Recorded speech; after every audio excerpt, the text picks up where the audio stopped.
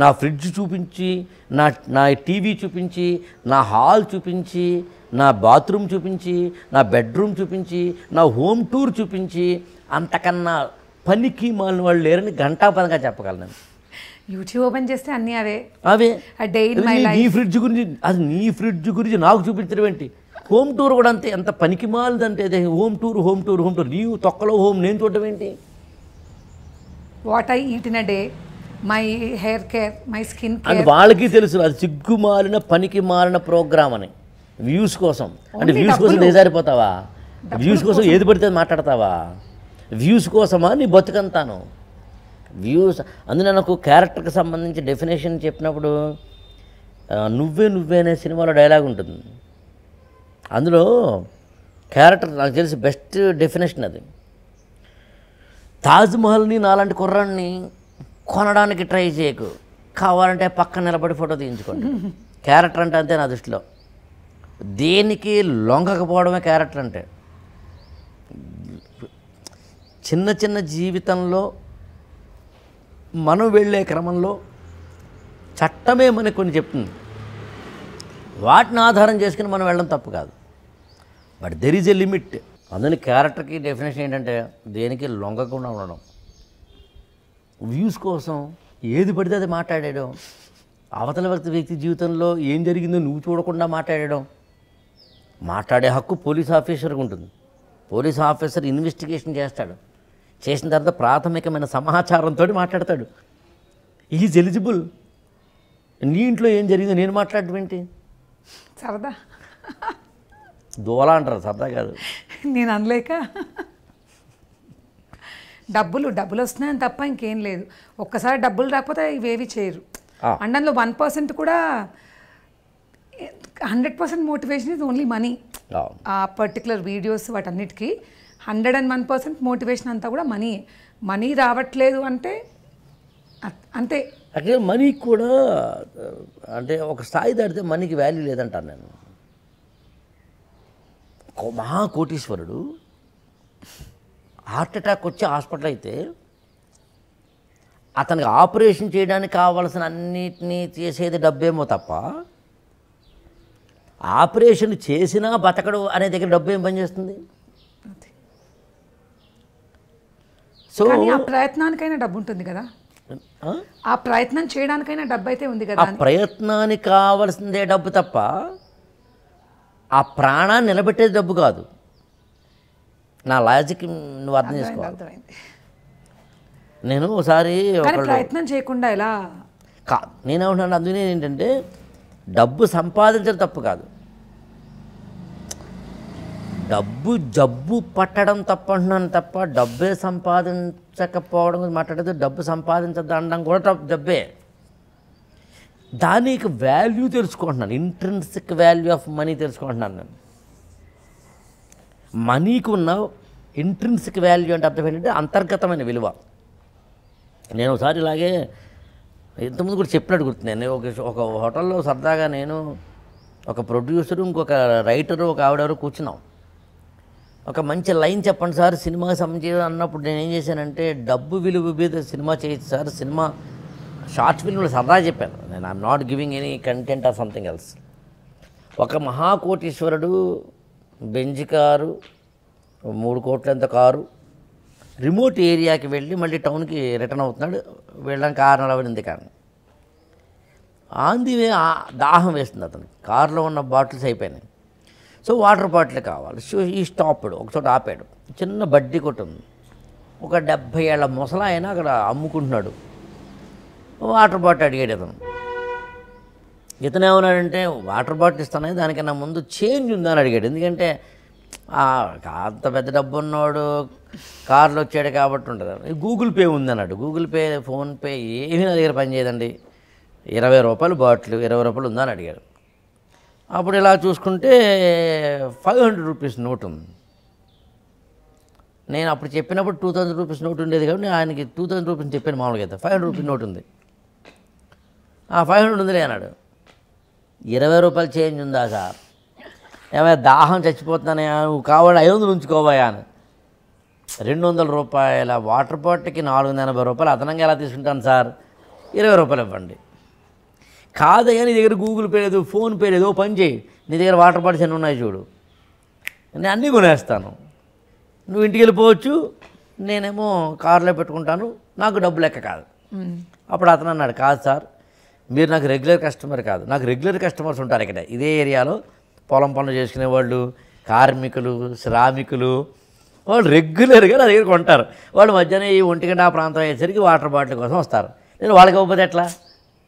కాబట్టి 20 bottles 30 bottles ఉంటే మీరు కొంటారంటే ఎట్లా? మీకు ఒకటే, అది కూడా మీ కోటా ఒకటే, మీ కోటా ఒకటే. ఇప్పుడు చెప్పు. మరి పాప మన దాంతో చచ్చిపోతాడు కదా. అంతేగా, కోటాను కోట్లు ఉన్నా నీకు, కోటాను కోట్లు ఉన్నా నీకు 20 రూపాయలు ఉంది, దాన్ని ఇంట్రిన్సిక్ వాల్యూ ఆఫ్ మనీ అంటారు. అందుని కోటాను కోట్లు ఉన్నవాడు ఈ భూప్రపంచంలో బతకచ్చు కదా. 30, 80 ఏళ్ళు, 100 ఏళ్ళు, 200, 300 సంవత్సరాలు బతకచ్చు కదా.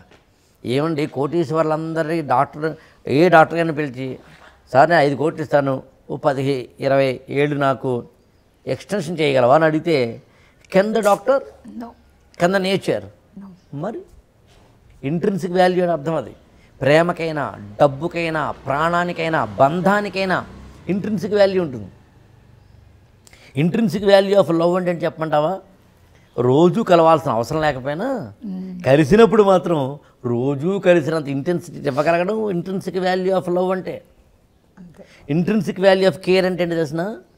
రోజూ మాట్లాడకుండా మాట్లాడినప్పుడు మాత్రం నీ మానసిక కష్టాన్ని తీర్చగలిగిన ఒక మాట ఇంట్రిన్సిక్ వాల్యూ ఆఫ్ కమ్యూనికేషన్ లేదా కేర్ అంటే.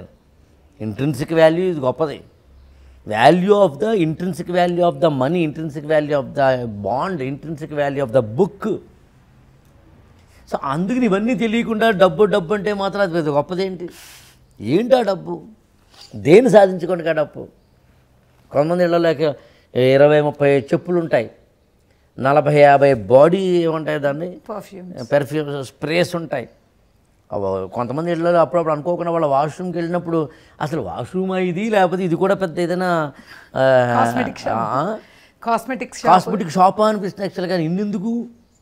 ఒకసారి ఒకరింటికి అడిగాను, ఐ థింక్ మా కిరణ్ కూడా గుర్తుండే ఉంటుంది, మేడ్చల్లోనే ఎక్కడ అనుకోండి యాక్చువల్గాను. ఎంతమంది ఉంటారు ఇంట్లో అంటే ఆవిడ, ఆయన, కొడుకు, పెద్ద బాత్రూమ్. కాస్మెటిక్స్ ఎందుకు? దేనికోసం? అంటే అందంగా ఉండొద్దని చెప్పడానికి ఉద్దేశం కాదు. మళ్ళీ మనందరికీ ఏంటంటే విషయం అర్థం కాక, అంటే intrinsic value of the words తెలియక ఆ ఇంట్రిన్సిక్ వాల్యూ ఆఫ్ వర్డ్స్ అంటాం దాన్ని. నేను మాట్లాడుతున్నాను వెనకాల అంతరార్థం అర్థం చేసుకోవాలి తప్ప దాన్ని చిలవలు పలవలు కాదు. ఇది మధ్యన అదొకటి. మళ్ళీ నువ్వు ఇక్కడ దాకా వచ్చింది కూడా ఒకటి చెప్తాను, చెప్పి ముగిద్దాం దీన్ని. కామెంట్ చేసేవాళ్ళు అమ్మా కాదబ్బా, ఇప్పుడు నువ్వు నేను మాట్లాడుకుంటున్నాం, చూసేవాడు చూస్తే చూడాలి, బాగుందంటే మెచ్చుకో.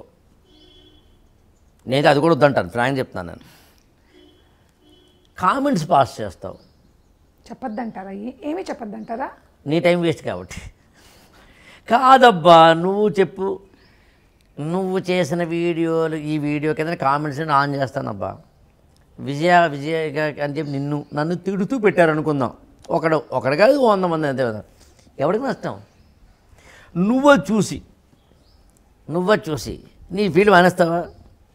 నేను మాట్లాడడం మానేస్తాను. ఎందుకు? అందుకు నేనేమంటానంటే కామెంట్స్ పాస్ చేసే వాళ్ళందరూ కూడా ఇదివరకు మనం చాడీలు చెప్పేవాళ్ళనే పదం వాడేవాళ్ళు, వాళ్ళే వీళ్ళు అప్గ్రేడ్ అయ్యారు టెక్నాలజికల్గా. నేనేమంటానంటే ఐ పిటీ ఆన్ దెమ్.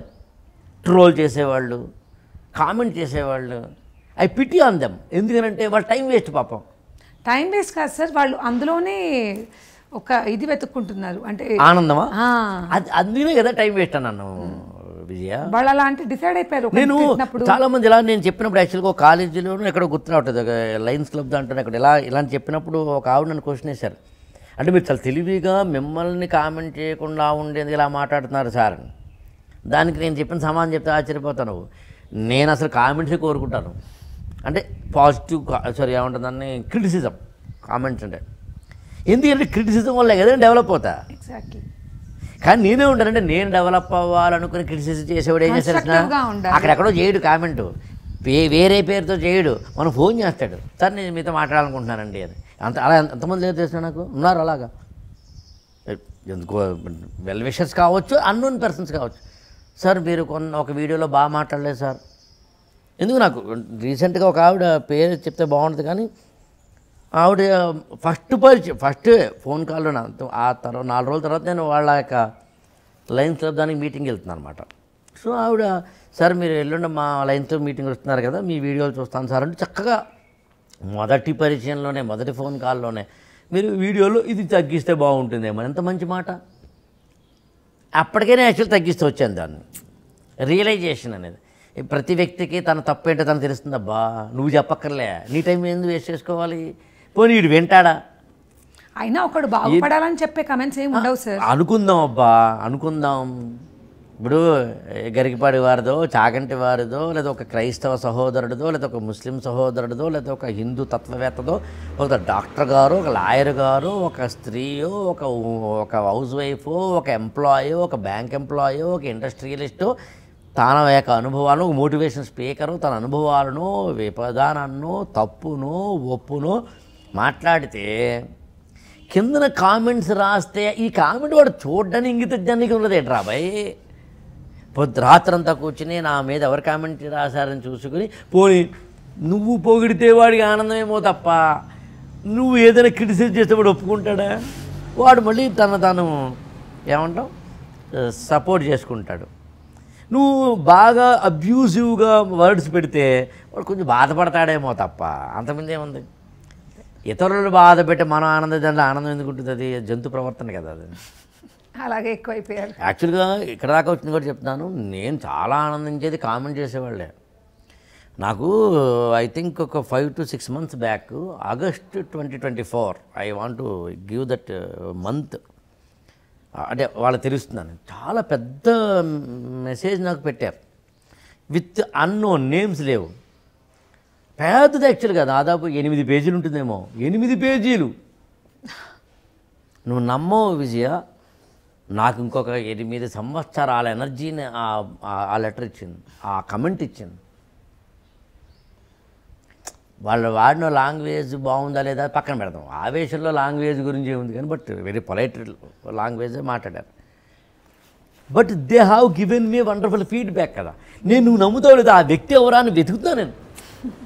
ఇప్పుడు విచిత్రం అంటే వాళ్ళ ఫోన్ నెంబర్ ఎవరు, వాళ్ళ ఈమెయిల్ ఎవరు, ఏం చేయాలి అర్థం కదా. యాక్చువల్గా వెతుకుతాను నేను. నువ్వు నమ్ముతావో లేదో మళ్ళీ 8 ఏళ్ల పాటు నేను ఇంకా బాగా బతకడానికి కావాల్సిన ఇన్పుట్స్ అక్కడ ఉన్నాయి. నేను ఇంతకుముందు కూడా ఒకసారి చెప్పాను. యాక్చువల్గా నేను నా కెరీర్ బిగినింగ్లో నా క్లాస్ జరుగుతూ ఉండగా మధ్యలో ఒక అబ్బాయి, ఇప్పుడు అతను ఎంపీడీఓ గ్రూప్ 1 ఆఫీసర్, పేరు చెప్పకూడదు కూడా చెప్పట్లేదు, అతనికే చెప్పాను ఒకసారి నేను క్లాసులో. ఇదే విషయాన్ని నేను ఇంతకుముందు ఐఫోకస్ మిత్రులతో కూడిన సభలో కూడా చెప్పాను. అతను క్లాస్ జరుగుతుండగా, నేను మాట్లాడేది క్లాస్ జరుగుతుండగా హీ క్రిటిసైజ్డ్ మీ. 2003 నేను మాట్లాడేది. క్లాస్ జరుగుతుండగా నన్ను క్రిటిసైజ్ చేసి మాట్లాడు ఇతర స్టూడెంట్స్ అతను చాలా కొడతారేమో అనంతలా ఏందిరా భయ్ అన్నట్టుగా. క్లాస్ అయిపోయిన తర్వాత నేను అతన్ని రమ్మన్నాను, మాట్లాడాను, చెప్పింది విన్నాను. నిజం నా తప్పే. సో ఏమంటే కెరీర్ బిగినింగ్లో మీరు మొదటి రోజుని యాంకరింగ్ చేస్తున్నప్పుడు, థియేటర్ మీద మీరు పెర్ఫామ్ చేస్తున్నప్పుడు, can you expect the 100% excellence from your side? Never. No one can. అందుకే నేనేం చేశానంటే నా లోపాలు చెప్పవేమో అంతకన్నా ఏదో, బట్ నలుగురు ముందు ఎందుకు చెప్పావే, నేను ఆవేశం వచ్చి చెప్పాను సార్. సరే చెప్పేవారే, నలుగురిని చెప్పడం మంచిదైంది. నేను బహుశా రూమ్లో చెప్పుంటే నేను సీరియస్గా తీసుకుండకపోవచ్చు. బట్ కానీ ఇప్పటికీ నాకు ఎవరు గుర్తున్నారు చెప్పు? నన్ను ఆ రోజు విమర్శించిన వ్యక్తి. ఎందుకని? నేను డెవలప్ అవ్వడానికి అతను ఉపయోగపడ్డాడు కదా. అందుకని క్రిటిసిజము కామెంట్ నేను తక్కువ చేయట్లేదు, కానీ కామెంట్ చేస్తే అర్హత నీకుందో చెక్ చేసుకో. ఒకటి అంతే. కామెంట్స్ చేయడం అనే క్రమంలో నీ టైం ఎందుకు వేస్ట్ చేసుకోవాలయా? దానికి విలువ ఉంటే నేను అడుగుతాను కదా. I give appointment, I take appointment from your side and I pay money to you or respect and I take your comment or criticism or the valuable statement or the feedback. నువ్వు pass చేసే comments నుంచి ఎవడు చూడడు అనే విషయం కూడా నీకు తెలియనంతగా ఇంగిత జ్ఞానం లేకుండా ఏది పడితే అది నీకు సెల్ ఫోన్ చేతిలో ఉంది కదా అని మాట్లాడేస్తుంటే నీ పట్ల నాకు జాలి కలుగుతోంది. అది నేను యాక్చువల్గా దీని తమ్ముని కూడా అదే పెట్టండి, అదేంటంటే కామెంట్స్ వీరులారా వందనం. మీ టైం కదా వేస్ట్ అవుతుందా, శతకోటి వందనాలు. అలా అందుకని కామెంట్స్ చేసేవాళ్ళు వేస్ట్, వాళ్ళ టైం వేస్ట్ కదా యాక్చువల్గా. మీరు ఎప్పుడైనా చూసావా నువ్వు ఆంధ్రజ్యోతి, ఏబిఎన్, TV5 లాంటి వాటిలో లైవ్ షో జరుగుతుంటే కామెంట్స్ ఎప్పుడైనా చూసావా? అసలు ఎంతమంది, ఎంత బాధేస్తుంది. ఈ దేశంలో ఇన్ని కోట్ల మంది, ఇన్ని లక్షల మంది తమ టైం వేస్ట్ చేసుకుంటున్నారా? అది జపాన్లో అలా జరగడం లేదు, చైనాలో అలా జరగడం లేదు, ఒక హాంకాంగ్లో అలా జరగడం లేదు. ప్రతి ఇంట్లోంచి ఒకడు ఇన్ఫ్రాస్ట్రక్చర్ను ఈ టెక్నాలజీని డెవలప్ చేస్తున్న వాడు అయి ఉంటాడు. అక్కడ నా దేశం నష్టపోతుంది వీళ్ళ వల్ల, వీళ్ళ కామెంట్స్ వల్ల ఉపయోగం లేదు. కానీ మరి ఎవరైనా బాగుపడుతాడంటే అయ్యో అనుకోవచ్చు. ఇప్పుడు నువ్వు వేసుకున్న డ్రెస్సు, నువ్వు వేసుకున్న హెయిర్ స్టైల్ను నేను కామెంట్ చేస్తూ ఒకటి పెట్టాడు అనుకో, నువ్వు మార్చుకుంటావా? దీంతో సమానరా అంటున్నావు నువ్వు.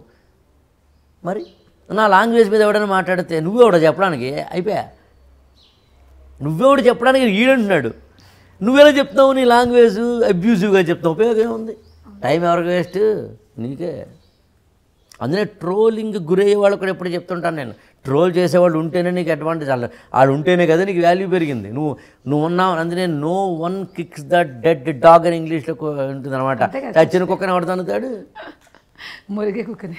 మరి అలాగే మీకు ప్రవాహానికి ఎదురీదేదే చేప, చచ్చిన చేప ప్రవాహంతో అనుగుణంగా వెళ్తుంది. సో అందుకని నేను ట్రోలింగ్ గురైతే ఆనందించాలి. నేను చాలా గొప్పవాడిని. ట్రోల్ చేసేవాడు ఏం చేస్తాడు? వాడు దానివల్ల డబ్బులు వస్తాయేమో తెలియదు. యాక్చువల్లీ నిజంగా డబ్బులు వస్తే నాకు ఆనందమే. బహుశా నాకు తెలిసి ఫ్యూచర్లో యూట్యూబ్, ఇన్స్టా, ఫేస్బుక్ లాంటివి కూడా కామెంట్స్ పాస్ చేసేవాడికి డబ్బులు ఇస్తామో అనుకుంటున్నాను నేను. మీకు కొత్త ఐడియా అది నాకు అభ్యంతరం లేదు. అప్పుడు వాడికి జీవనోపాధి అవుతుంది కాబట్టి ఇన్ఫ్లుయెన్సర్ అయిపోయింది. ఇప్పుడు కమెంట్స్కి కూడా ఓ మై గాడ్, దానికి నేను యాక్సెప్ట్ చేస్తాను. చక్కగా వాడికి జీవనోపాధి ఉంటుంది, నిరుద్యోగ భృతిలాగా. కామెంట్స్ భృతి.